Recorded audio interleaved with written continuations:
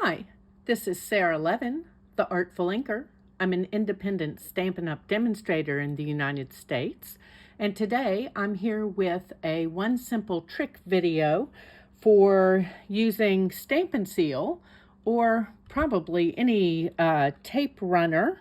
I was in a group the other day and they were talking about trouble that they were having with their tape runners, and I thought I would show you how I hold this to use it, and it's quick and easy. So instead of this hold where we've wrapped our hands around it, it's a hold like this, and it's just quick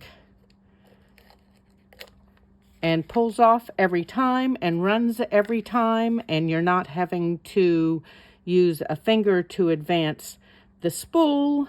And I think the reason that it works is because you're not putting as much pressure on it. So try this sideways hold instead of wrapping your hand around, and you'll find that your tape glides on evenly and more easily than ever.